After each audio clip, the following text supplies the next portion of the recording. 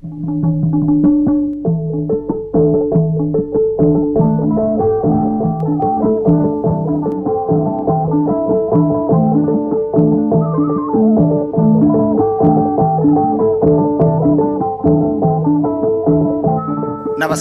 साहित्य संसार कार्यक्रममा हार्दिक स्वागत छ। रेडियो नेपालबाट साहित्य संसार कार्यक्रम हरेक शुक्रबार बिहान 10 बजेको समाचारपछि प्रसारण हुँदै आएको छ र शनिबार बेलुकी 9 बजेको समाचारपछि यो कार्यक्रम पुनः प्रसारणको रूपमा सुन्न सकिन्छ। रेडियो नेपालका मिडियम वेब तथा एफएम फ्रिक्वेन्सीहरूका साथमा redionepal.gov.np, अनलाइन redionepal.gov.np र रेडियो नेपाल मोबाइल एपबाट समेत साहित्य संसार कार्यक्रम सुन्न सकिन्छ।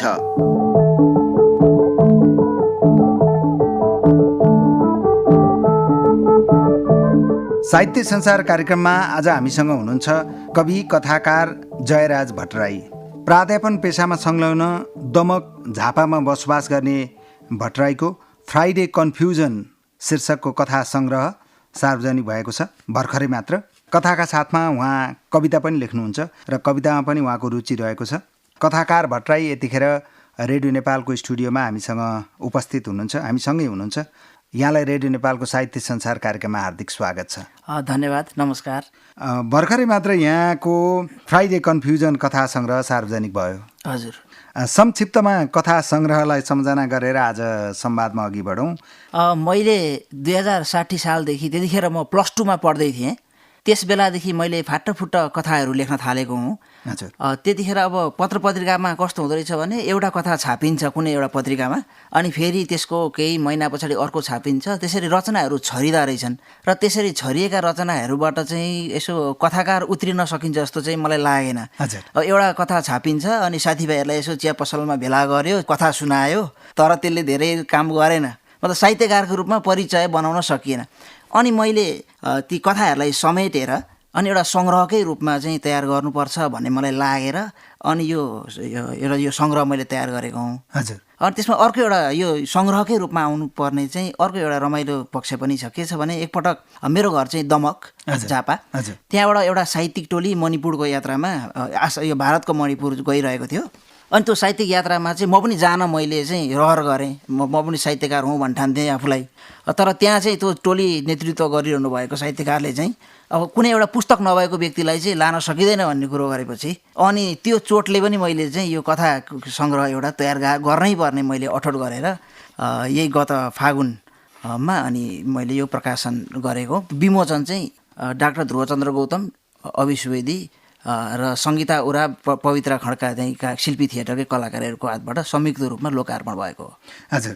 तपाईँले जुन कथा सङ्ग्रह प्रकाशन गरेको, विमोचन गरेको कुरा गर्नुभयो, यहाँको कुरा गर्दा त यहाँको त पारिवारिक रूपमा नि परिवारै साहित्यमा छ होइन? नाम चलेका साहित्यकारहरू, यहाँको परिवारसँग जोडिएका व्यक्तित्वहरू हुनुहुन्छ होइन, मूर्धन्य व्यक्तित्वहरू हुनुहुन्छ। हजुर। बाल्यकालमा चाहिँ के लाग्थ्यो साहित्यकारहरूलाई देख्दा अथवा उहाँहरूले कथा, कविता, निबन्ध पढिरहँदा, उहाँहरू यो साहित्यिक क्रियाकलापमा सहभागी भइरहँदा के लाग्थ्यो बाल्यकालमा? अब धेरै सानो हुँदाखेरि त अब यो त्यसै नयाँ नयाँ नौला मानिसहरू आइरहने अनि घरमै सानो भेला जस्तो गर्ने, आफ्ना रचनाहरू सुनाउने त्यस्तो गर्नुहुन्थ्यो काकाहरू बडाबाहरू भेला भएर। अब त्यतिखेर त हामी धेरै बुझ्ने बेला भइसकेको थिएन। तथापि हामी सानै हुँदादेखि नै नियमित रूपमा बाल पत्रिका त्यो मुना त्यो नियमित किनिदिनुहुन्थ्यो बुवाले। अनि घरमै एउटा पुस्तकालय पनि स्थापना गर्नुभएको थियो, अहिले पनि छ। अनि मधुपर्क, गरिमा जस्ता त्यतिखेरका समकालीन नेपाली साहित्यका पत्रिकाहरू पनि घरमा आइरहन्थे, साहित्यकारहरूको पनि आवागमन भइरहन्थ्यो। अनि अलि बुझ्दै जाँदाखेरि चाहिँ अनि त्यसमा रस बस्दै गयो, अनि अलि पढ्ने बानीको विकास हुँदै गयो। त घरमा सबैजनाले अब त्यो पढ्ने लेख्ने भएकोले गर्दाखेरि त्यसतर्फ बिस्तारै अज्ञात रूपमा आकर्षित हुँदै गइएछ। हजुर। जस्तो मैले यहाँ अझै यसमा अलिक खोतल्न मन लाग्यो, जस्तो यहाँको चाहिँ बुवाका दाजु भाइ दुवै नै नाम चलेका साहित्यकार डाक्टर तुलसी भट्टराई, डाक्टर गोविन्दराज भट्टराई होइन, उहाँहरू त तपाईँ सानो हुँदा नै नाम चलिसके व्यक्तित्वहरू हुनुहुन्थ्यो। उहाँका सिर्जनाहरू चाहिँ कतिको पढ्नुभयो? सुरुमा मैले पढेको नै मेरा काका हुनुहुन्छ गोविन्दराज भट्टराई, उहाँले लेख्नुभएको उहाँको पहिलो कृति पनि हो मुगलान उपन्यास। मैले पहिलो पढेको नै त्यो नै हो। त्यो सरल भाषामा सरल बगेको लागेको थियो मलाई उपन्यास। तर अब अलि त्यो मैले धेरै सानोमै पढेँ, त्यो पढ्दाखेरि चाहिँ म त्यस्तै कक्षा 6मा त्यस्तोमा पढ्थेँ हजुर। तर अब त्यतिखेर त धेरै बुझिएन। पढ्न त पढियो, उहाँले अब घरकैले यो पढेर यो छिनाउनु पर्यो भनेर चाहिँ होमवर्क जस्तो दिनुभयो नि त। अनि तर अलिक पछि फेरि अलिक ठुलो भएपछि अनि फेरि पढेँ। त्यस्तै अब घरकै काका बडाबाहरूले लेखेको कृतिहरू पनि पढियो। त्यो त पढ्नै बाध्यता पनि हुन्छ नि, घरकाले त सोधिदिन्छन् फेरि फ्याट्ट। हजुर हजुर। यहाँले साहित्य लेखनको आफ्नो मनपर्ने विधा चाहिँ आख्यान भन्नुभएको छ होइन? हजुर। कविता नि लेख्नुहुन्छ होइन? यहाँ लेख्न त आख्यानै किन बढी मनपर्ने यहाँलाई? पहिलेदेखि नै मलाई अन्य विधा भन्दा चाहिँ फिक्सनमा नै मलाई अलिक बढी नै रुचि लाग्यो। त्यसमा पनि यो कथाहरूमा छोटा कथाहरू चाहिँ त्यस्तो। अनि अब कथा उपन्यासमा नै मलाई चाहिँ बढी रुचि लाग्दै त्यसमा चाहिँ त्यो लेखनमा चाहिँ एक प्रकारले लेखक स्वतन्त्र हुँदो रहेछ। उसले जति टाढा टाढा पनि उसको मनले विचरण गर्न सक्ने, अनि त्यो लेखकको त्यो कल्पना शक्तिले, उसको लेखन शैलीले चाहिँ मलाई आकर्षित गर्दछ। अनि म लेख्न पनि मलाई आख्यान नै मनपर्छ र मैले पढ्नलाई मैले इन्जोय गर्ने भनेको पनि आख्यान नै हो। त पढ्न त अरू पनि पढ्छु, तर विशेषतः चाहिँ आख्यान भन्न खोजेको मात्रै हो। हजुर। जस्तो यहाँको कुरा गर्दा लेखनको हिसाबले यहाँसँग झन्डै 2 दशकको अनुभव भइसकेको छ होइन? साहित्य प्रवेशको हिसाबले, प्रकाशनको हिसाबले यहाँले सङ्ग्रहकै रूपमा चाहिँ भर्खरै एउटा कथा सङ्ग्रह सार्वजनिक गर्नुभयो, फ्राइडे कन्फ्युजन भनेर होइन? कथा सङ्ग्रहलाई जुन यहाँले नाम दिनुभएको छ नि, फ्राइडे कन्फ्युजन, अरू पनि कन्फ्युजन हुन सक्थ्यो होइन? व्यक्ति कन्फ्युजन हुन सक्थ्यो, अरू बार पनि कन्फ्युजन हुन सक्थ्यो, महिना कन्फ्युजन हुन सक्थ्यो। केही कारण छ अलिकति? यसमा चाहिँ यो फ्राइडे कन्फ्युजन नाम गरेकै कथा पनि छ यो कथा सङ्ग्रहभित्र। यसमा 18वटा कथाहरूको सङ्ग्रह हो यो। त्यो मध्ये पहिलो कथाको नाम चाहिँ फ्राइडे कन्फ्युजन छ। अब यही नाममै चाहिँ कस्तो भयो भन्दाखेरि सङ्ग्रह त अब तयार भयो, नाम के राख्ने होला भन्ने विषयमा कन्फ्युजन भयो। अनि मैले नाम के राख्ने होला भनेर सोचिरहेको थिएँ। अनि मैले आफैलाई प्रश्न गरेँ कि नाम राख्न त्यो कन्फ्युजनको काम रहेछ भनेर मैले त्यो मनमा आएपछि, त्यो कन्फ्युजन भन्ने शब्द मेरो मनमा आएपछि अनि मेरो त एउटा कथाको नामै छ फ्राइडे कन्फ्युजन, यो नामबाट नै यो सङ्ग्रहको नाम राख्नु पर्यो भनेर चाहिँ अनि मैले यो फ्राइडे कन्फ्युजन नाम राखेको। त्यो बाहेक अरू त्यस्तो यो रहस्य र कन्फ्युजन यसमा छैन। हजुर। अब एउटा कविता सुनाउँ। यहाँको कवि कथाकार जयराज भट्टराई आज हामीसँग हुनुहुन्छ साहित्य संसार कार्यक्रममा। यहाँको एउटा कविता सुनाउँ, त्यसपछि संवादमा फेरि अघि बढाउँला। हस्, धन्यवाद। मेरो कविताको शीर्षक छ छतमा उभिएका छन् बा, म देउतालाई नचल्ने काम गरेर पस्छु लुसुक्क छतमुनि। रिसाउँदैनन् देउताहरू किनकि छतमा उभिएका छन् बा। देउतातिर फर्किएर उनी असङ्ख्य पटक जोडिरहन्छन् मेरै नाम लेखिएका हत्केला। म पितृहरूले नगरेको काम गर्छु तर देख्दैनन् पितृहरू मलाई किनकि उनीहरूको मृत्यु तिथिमा सारा पितृपेट अघाइदिन्छन् बा, बदलामा मागिदिन्छन् मेरै निम्ति आशीर्वाद। म 10 ठाउँ उधारो खाएर सुटुक्क पस्छु छतमुनि। मलाई उधारो खुवाउनेहरू बाकै साहु भइदिन्छन्, छतबाटै सल्टाउँछन् बा उनका नयाँ साहुहरूलाई। छतमुनि ढुक्क छु म, मलाई यहाँ हप्काउँदैनन् देउताहरू, देख्दैनन् पितृहरू, छुँदैनन् साहुहरू किनकि छतमा उभिएका छन् बा। छतमा उभिएका छन् बा पहिलो कविता आजको बसाइमा वाचन गरेर सुनाउनुभयो।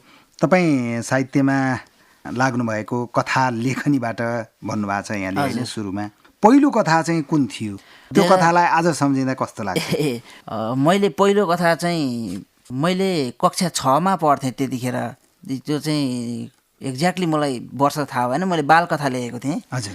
त्यो चाहिँ हिमालय टाइम्स यो नेपाली यो समाचार पत्रमा छापिएको थियो। अनि पछि यही सङ्ग्रह भएको चाहिँ त्यसरी बिचमा धेरै ग्याप भयो। अनि पछि 2060 सालमा +2मा पढ्दै गर्दाखेरि म यहाँ काठमाडौँ डन बस्को कलेजमा पढ्थेँ। त्यतिखेर नियत नाम गरेको कथा मैले लेखेको थिएँ र एजुकेसनल पेजेस विकली भन्ने पत्रिका आउँछ त्यसमा प्रकाशित भएको थियो। त्यसलाई चाहिँ मैले मेरो पहिलो कथा मानेको छु। आजको सन्दर्भमा तपाईँलाई हेर्ने हो भने तपाईँ प्राध्यापन पेसामा संलग्न हुनुहुन्छ, एउटा शिक्षक हुनुहुन्छ होइन? युवा पुस्तासँग अथवा भनौँ बालबालिकासँग पनि हातेमालो गरिरहनु भएको छ। साहित्यप्रति युवा पुस्ताको चाहिँ धारणा के रहेछ, के पाउनु भएको छ? म जहाँ प्राध्यापन गर्छु, म चाहिँ दमक बहुमुखी क्याम्पस दमकमा म प्राध्यापन गर्छु। त्यहाँ चाहिँ दमक बहुमुखी क्याम्पसमा दमक बहुमुखी क्याम्पस साहित्यिक मञ्च भन्ने त्यहीँको विद्यार्थीहरूको एउटा साहित्यिक मञ्च पनि गठन गरिएको छ। कस्तो हुँदो रहेछ भने अब त विद्यार्थी सङ्ख्या त धेरै छन्, 4000 हाराहारीको सङ्ख्यामा विद्यार्थी रहेको क्याम्पस हो त। तर सबैको समान रुचि त हुँदैन। तर कस्तो हुँदो रहेछ भने मानिसहरूको भिडबाट साहित्यमा रुचि राख्नेहरू पनि अलग्गै देखिँदा रहेछन्, निस्किँदा रहेछन्।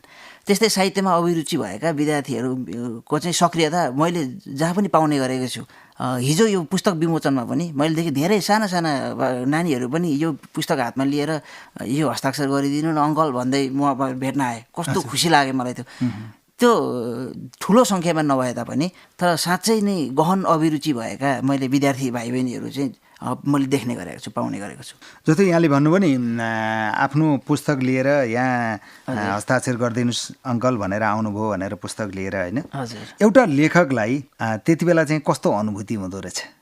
त्यो चाहिँ कस्तो भने आफ्नो सिर्जना साँच्चै सुन्दर भएछ कि भन्ने एउटा भ्रम हो वा सत्य, त्यो प्रकारको एउटा अनुभूति चाहिँ एउटा लेखकलाई एटलिस्ट मलाई चाहिँ त्यो प्रकारको अनुभूति भयो। जस्तो कसैले पुस्तक लिएर त्यो देखाउँदाखेरि मलाई चाहिँ ल्याएर यो हस्ताक्षर गरिदिनु भन्दाखेरि मैले चाहिँ यो पुस्तक प्रकाशन गर्नुको उद्देश्य भनेको नै पाठकहरू अथवा त्यो चाहिँ समक्ष जाओस्, उहाँहरूले रुचाइदिनुहोस् भन्ने त कामनाले त्यो लेखिएको हुन्छ। त्यसरी आउँदाखेरि चाहिँ आफू सफल भएको अनुभूति त्यस्तो किसिमको अथवा भनौँ भ्रम त्यो हुँदो रहेछ। हजुर। साहित्यले समाजलाई हजुर कसरी प्रेरित गर्न सक्छ तपाईँको विचारमा? एउटा नव साहित्यकार हुनुहुन्छ, होइन? प्रकाशनको हिसाबले नव प्रवेशी पनि हो नेपाली साहित्यको फाँटमा, होइन? लेखनको हिसाबले यहाँ 2 दशक लेखनमा सिर्जनामा बिताइसक्नु भएको छ, होइन? यसमा चाहिँ साहित्यले समाजलाई प्रेरित गर्छ वा समाजले साहित्यलाई प्रेरित गर्छ भन्ने कुरामा चाहिँ म दुविधामा छु। म चाहिँ साहित्यले समाजलाई प्रेरित गर्छ भन्दा पनि समाजले चाहिँ साहित्यलाई प्रेरित गरेको होला। समाजभन्दा साहित्य अघि बढ्छ जस्तो चाहिँ किन मलाई चाहिँ लाग्दैन। किनभने अहिलेको चाहिँ किनभने अब पहिले एउटा समय थियो होला साहित्य पढेर मानिसहरू त्यसबाट प्रभावित भएर अथवा त्यसबाट कुनै शिक्षा लिएर समाजमा आफूलाई रूपान्तरित भएको पाउँथे होला।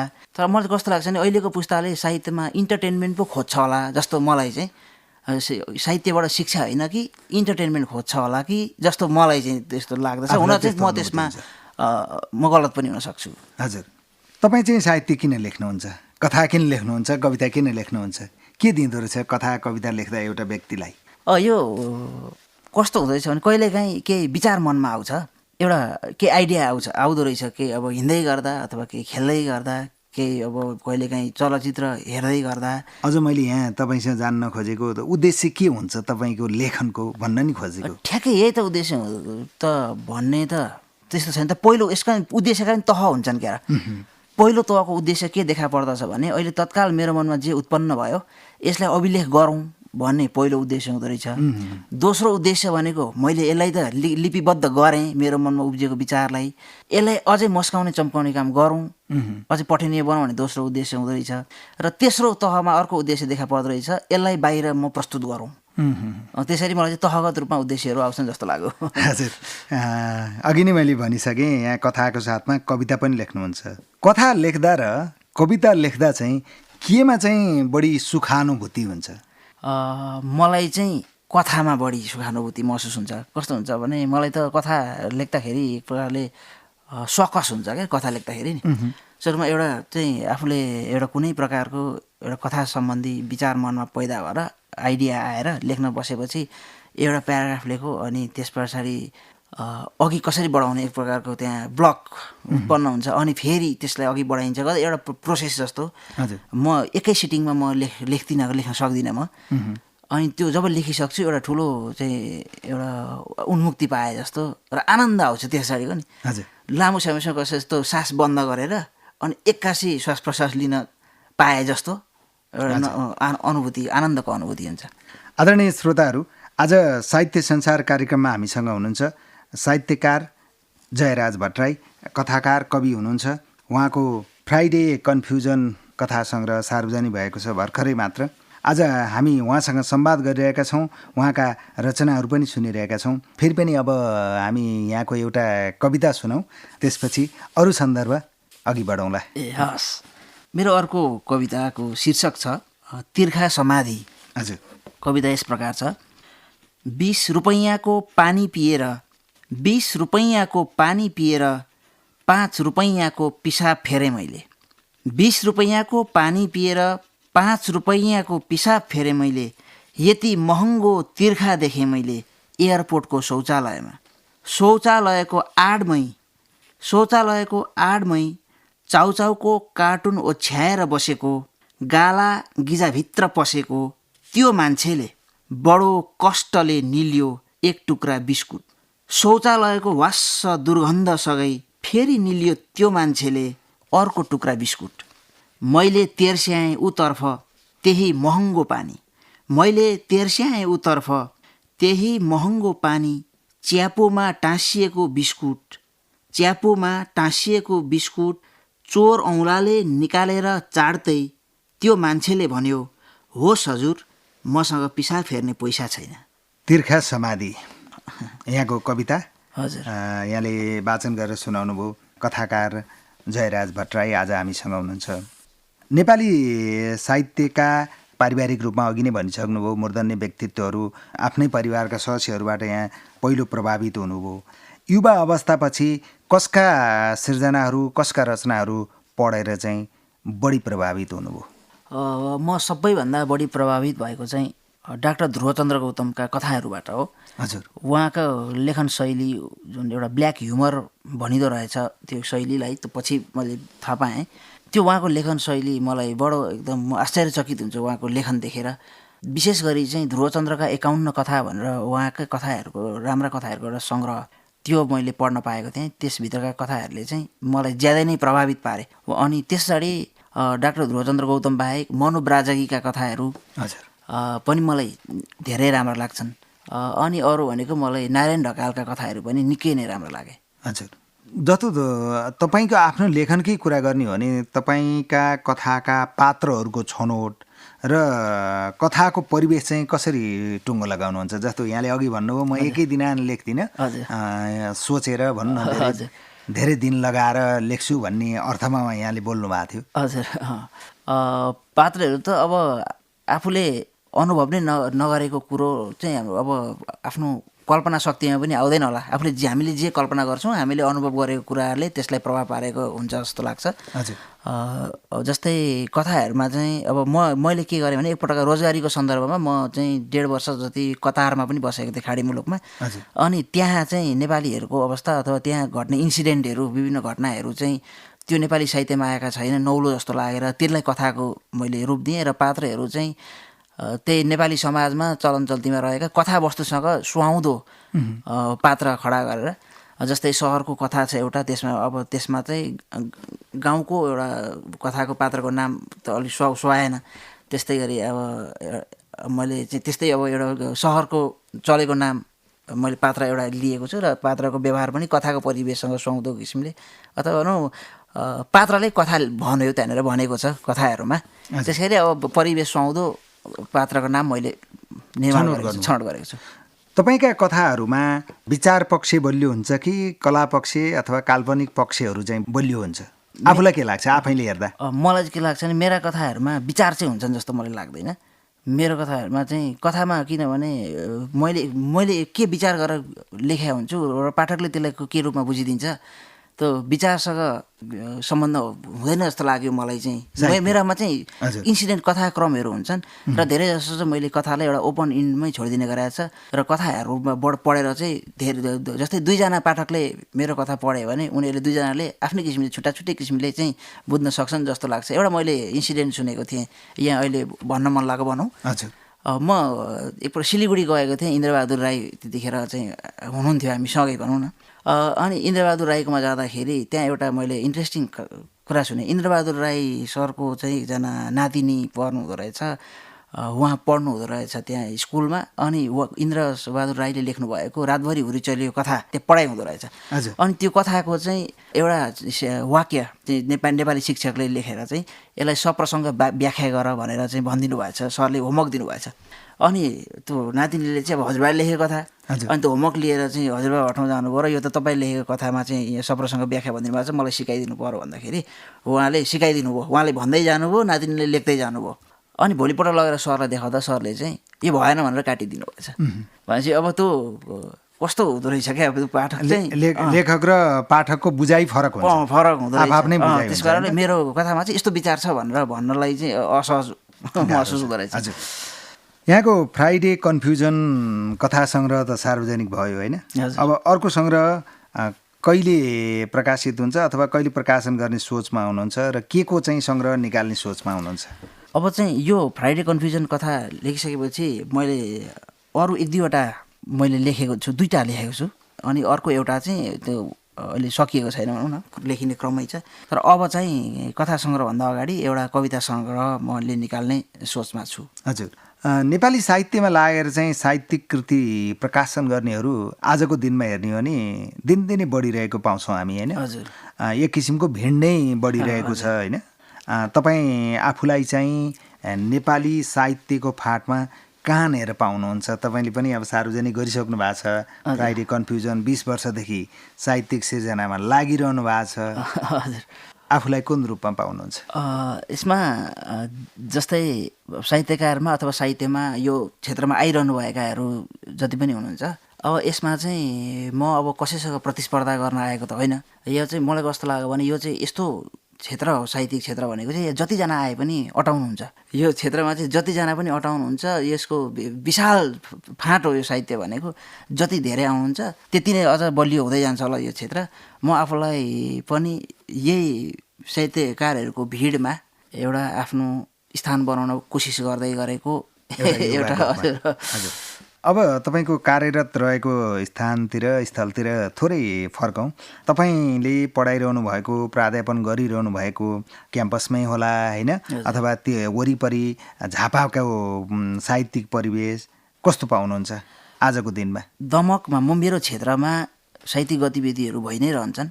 त्यहाँ साहित्य कला सङ्गम छ, प्रतिवाद निकेतन, प्रज्ञा प्रतिष्ठान, दमक प्रज्ञा प्रतिष्ठान छ, त्यसै गरी साहित्यिक मञ्चहरू, विभिन्न यस्ता चाहिँ समूह, साहित्यिक समूहहरू त्यहाँनिरको रहेका छन्। अनि ती साहित्यिक समूहहरूले बेला बखतमा विभिन्न साहित्यिक कार्यक्रमहरूको आयोजना गरिरहनु भएको छ। साहित्यिक गतिविधिहरू भइ नै रहेका छन् र एउटा दमक पब्लिक लाइब्रेरी भन्ने त्यो पनि छ, जस पठन संस्कृतिको विकास हुँदै गरेको, अझ राम्रो हुँदै गरेको जस्तो मलाई लाग्छ। म चाहिँ सकारात्मक छु, त्यो विषयमा चाहिँ राम्रो भइरहेछ जस्तो लाग्छ मलाई। जस्तो यहाँले भन्नुभएका गतिविधिहरूमा चाहिँ यहाँको संलग्नता चाहिँ कतिको हुन्छ? अझ विशेष गरी यो पुस्तक प्रकाशन भएपछि चाहिँ मलाई चाहिँ त्यो विभिन्न कार्यक्रमहरूको सूचना मसम्म आएको मैले पाइरहेको छु र मेरो संलग्नता सहभागिता बढ्दै गएको छ। म यो पूर्वी पहाडतिर ताप्लेजुङ, फिदिम, च्याङथापु त्यो एरियासम्म एउटा साहित्यिक टोलीमा जाने मौका पनि पाएँ। अनि विभिन्न ठाउँमा, हरेक ठाउँमा हामी जहाँ जहाँ गयौँ त्यहाँ चाहिँ थोरै तर साहित्यमा चाहिँ असाध्यै गहन तरिकाले लाग्नुभएका साहित्यकारहरू धेरैजनासँग भेट भयो। अनि त्यसरी आफू जस्तै साहित्यमा रुचि हुने मान्छेहरू चाहिँ प्रशस्त हुनुहुँदो रहेछ, यस्ता समूहहरू धेरै रहेछन् भनेर चाहिँ मलाई ज्यादै रमाइलो, मजा आयो। आफूलाई बुझ्ने मौका पाएँ। एकजना युवा साहित्यमा लाग्नु भएको छ, विभिन्न सङ्घ संस्थाले गर्ने साहित्यिक गतिविधिमा पनि संलग्न भइरहनु भएको छ होइन? आफ्नो स्थानीय तहमा मात्रै नभएर अन्त पनि पुग्नु भएको छ, विभिन्न ठाउँमा पुग्नु भएको छ होइन? कस्तो अनुभूति हुँदो रहेछ यो साहित्यिक क्रियाकलापमा हिँडिरहँदा, घुमिरहँदा? यो जब साहित्यिक गतिविधिहरूमा, यस्तै क्रियाकलापहरूमा कहीँ सहभागी हुन जाँदाखेरि आफू जस्तै अर्को पनि लेखक भेटियो भने बन्धुत्वको भावना, एउटा भाइचारा, हजुर, त्यस्तो आत्मीयता गाँसिँदो रहेछ। अर्को पनि लेखक चाहिँ हामीले किताब साटासाट गर्दाखेरि जस्तो एक खालको आत्मीयता, परिवारको सदस्य जस्तो महसुस हुँदो रहेछ। तपाईँ एउटा युवा साहित्यकार, मैले पटक यो कुरो भनिरहेको छु है। एक किसिमको नेपाली साहित्यको फाँटमा भन्ने हो भने नवप्रवेशी पनि मान्नुपर्छ होइन? साहित्यमा भर्खर पाइला सार्दै हुनुहुन्छ यहाँको हिसाबले होइन? नेपाली साहित्यको विकासको लागि चाहिँ के गर्नुपर्ने देख्नुहुन्छ एउटा युवाको हिसाबले? पहिलो त प्रश्नको वजनले नै म थिचिएर म थला परे जस्तो लागिसक्यो मलाई। युवाको आँखाले देख्ने कुराहरू के गर्दाखेरि चाहिँ राम्रो होला, नेपाली साहित्यको अझ श्रीवृद्धि होला? कस्तो लाग्छ मलाई भने नेपाली साहित्यको श्रीवृद्धि गराउनको लागि अब यसलाई पहिलो भनेकै र अन्तिम पनि मलाई लाग्छ राम्रो लेखिनु नै पर्यो। पाठक आफै आउँछन्, किनभने अब लेखनमा पाठकहरूलाई आकर्षित हुने खालको लेख्न सकियो भने त त्यो इस्टाब्लिस त अब स्वतः भइ नै हालिन्छ जस्तो लाग्छ मलाई। र त अब पठनीय छैन, कृतिहरू नै पठनीय आइरहेका छैनन् भने त नेपाली साहित्यको श्रीवृद्धि भनेकै पाठकहरूको वृद्धि त होला। अब त्यसको लागि त पाठकहरूलाई उनीहरू त स्वतन्त्र छन्। कुनै फर्मुला लगाएर अथवा कुनै त्यसमा रणनीति नै तयार गरेर पाठकहरूको सङ्ख्या वातै बढाउने अथवा लेखकहरूलाई चाहिँ लेखनमा नै इस्टाब्लिस गरेर लेखनबाट नै उहाँहरूको करियर बन्न सक्ने अवस्था त कुनै नीति नियमले अथवा कानुनै बनाएर गर्न सकिन्छ भन्ने चाहिँ मलाई लाग्दैन। त्यो स्वस्फूर्त रूपमा आफै नै हुन्छ होला। गुणस्तर बढायो भने स्वत साहित्यमा आकर्षण बढ्छ, हजुर, पाठकको आकर्षण बढ्छ। त्यस्तो लाग्छ। फेरि पनि हामी यहाँको एउटा कविता सुनौँ। कवि साहित्यकार जयराज भट्टराईसँग आज हामी साहित्य संसार कार्यक्रममा संवाद गरिरहेका छौँ र उहाँका रचना सुनिरहेका छौँ। अब एउटा कविता फेरि सुनौँ। हस्, मेरो कविताको शीर्षक छ पुल। हजुर, पुल। हजुर, कविता यस प्रकार छ। हात समातेर रुँदै भन्यौ नतर्नु पुल, हात समातेर रुँदै भन्यौ नतर्नु पुल, पुल पारीको सपनाको संसारमा, पुल पारीको सपनाको संसारमा, स्वतन्त्र उफ्रिने आशामा, तिमीले समाएको हात झड्कारेर मैले तरेँ पुल, अझ तिमीले पछ्याउने डरमा, अझ तिमीले पछ्याउने डरमा भत्काइदिएँ पुल। सोचेको थिएँ तर्नुपर्ने यो नै हो अन्तिम पुल, तर सपना थपिँदै गए नयाँ पुलहरू, अझै पर तरेँ अन्तिम पुल पनि, र पछाडि फर्किएर बोलाएँ तिमीलाई, तर त्यहाँ न तिमी थियौ न अरू कोही, न त मैले तरेका पुलहरू। पुल। आफ्नो सुन्दर कविता वाचन गरेर सुनाउनु भयो। आजको यो संवादको हामी अन्तमा छौँ।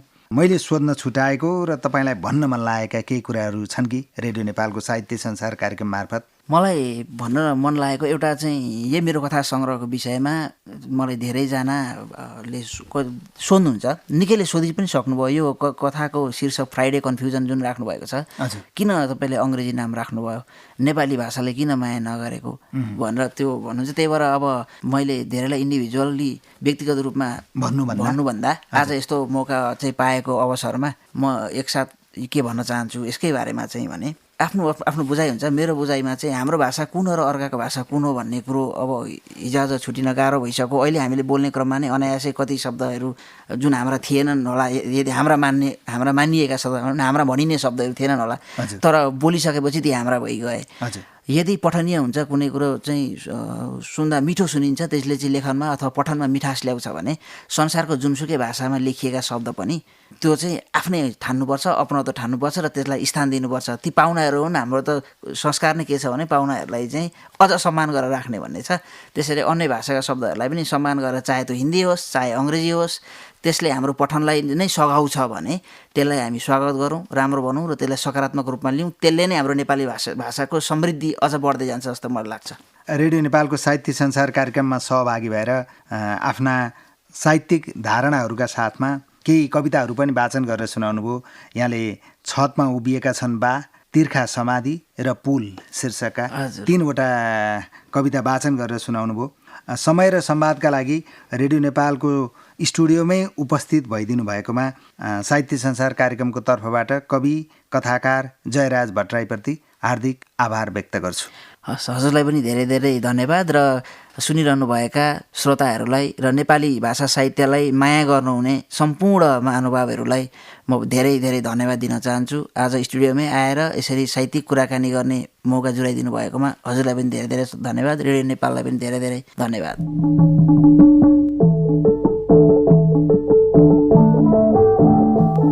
अब आजको लागि साहित्य संसार कार्यक्रमको निर्धारित समय सकिने लागेको छ। यहाँहरूसँग बिदा हुने तर्खरमा छौँ हामी।